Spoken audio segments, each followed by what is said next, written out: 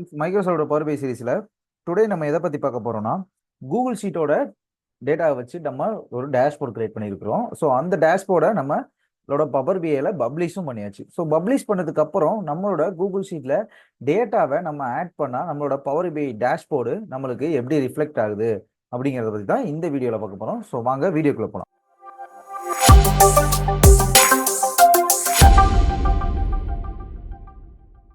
அதுக்கு நான் first Google ஷீட்டை ஓப்பன் பண்ணிக்கிறேன். இதுதான் என்னோட பவர் பிஐ டேஷ்போர்ட். இதை தான் நம்ம பப்ளிஷ் பண்ணியிருக்கோம். இதோட பவர் பிஐயோட இது 4th வீடியோ. ஓகே, நம்மளோட கூகுள் ஷீட் டேட்டாவை நான் ஓப்பன் பண்ணிக்கிறேன். ஓப்பன் பண்ணதுக்கு அப்புறம் பார்த்தீங்கன்னா இதில் 40 டேட்டா தான் நம்மளுக்கு இருக்குது. அதாவது 40 ரோஸ் தான் இருக்குது. ஸோ அதில் ஃபர்ஸ்ட் ரோ மட்டும் நம்மளுக்கு ஹெட்டரு, மிச்சம் 39 டேட்டா தான் இருக்குது.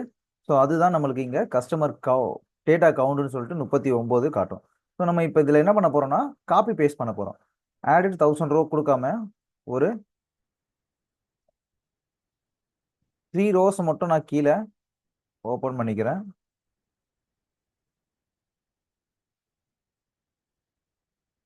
ஓகே, ஒரு 4 ரோஸை நான் கீழே இம்போர்ட் பண்ணிட்டேன்.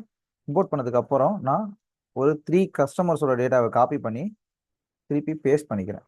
ஸோ பேஸ்ட் பண்ணதுக்கு அப்புறம் நான் மறுபடியும் நம்மளோட கூகுள் ஷீட் டேட்டாவைக்கே வந்துடுறேன். அதுக்கப்புறம் இப்போ நான் ரிஃப்ரெஷ் கொடுத்துக்கிறேன். இப்போ பார்த்தீங்கன்னா 43 ரோ லோடட்னு வருது.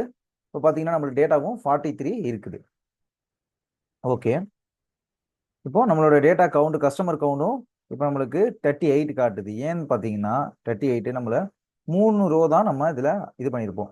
இப்போ டேட்டா ரிஃப்ரெஷ் ஆனதுக்கு அப்புறம் இந்த ஃபர்ஸ்ட் ரோவையும் அது ஒரு கவுண்டா எடுத்திருக்கும். ஓகே, நம்மளோட டேட்டா இங்க உள்ள, அதாவது பவர் பிஐ நம்ம எடிட் பண்ற இந்த டேஷ்போர்ட்ல அப்டேட் ஆயிடுச்சு. இப்போ நம்ம பப்ளிஷ் பண்ணி வச்சுக்கிற நம்மளோட ஷேர் பண்ணி வச்சுக்கிற டேஷ்போர்ட்ல அப்டேட் ஆயிருக்குமா அப்படின்னு நம்ம ஒரு செக் பண்ணணும். ஸோ அதுக்கு என்ன பண்ணணும்னா இதை ஃபர்ஸ்ட் பப்ளிஷ் பண்ணணும். மறுபடியும் திரும்பவும் பப்ளிஷ் பண்ணணும்னா நீங்க சேவ் பண்ணணும். ஸோ நான் சேவ் பண்ணிக்கிறேன். ஓகே, சேவ் பண்ணிட்டேன். சேவ் பண்ணதுக்கு அப்புறம் எங்க சேவ் பண்ணணும்னு கேட்கும். மை ஒர்க் ஸ்பேஸ்ல செலக்ட் கொடுத்துக்கிறேன். ரீப்ளேஸ் தான் ஆல்ரெடி இருக்குது, அதனால ரீப்ளேஸ் பண்ணிக்கிறேன்.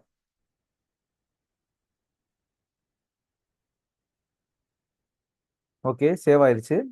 இப்போ அங்க ஓபன் பண்ணி பார்க்குறேன்.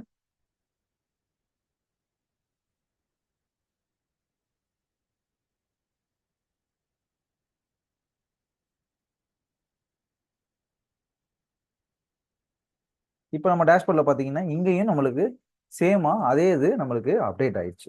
ஓகே, இதுல நம்ம ஆட்டோமேட்டிக்கா ஸ்கெடியூல் பண்ணி ரிஃப்ரெஷ் ஆகுற மாதிரி ஒரு செட்டப் நம்ம போன வீடியோல சொல்லியிருந்தோம். ஸோ அது எப்படி ஒர்க் ஆகுது அப்படின்னு பார்க்கறதுக்கு நான் இந்த வீடியோவில் கூகுள் ஷீட்ல போயிட்டு இன்னும் ஒரு 4 ரோவை நான் ஆட் பண்ணிக்கிறேன். ஸோ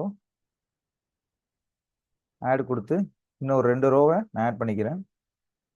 ஆட் பண்ணதுக்கு அப்புறம் இதுல இருந்து மறுபடியும் ஒரு 3 டேட்டாவை நான் காப்பி பேஸ்ட் பண்ணிக்கிறேன். ஸோ காப்பி பண்ணிட்டேன். ஸோ பேஸ்ட்டும் பண்ணிட்டேன்.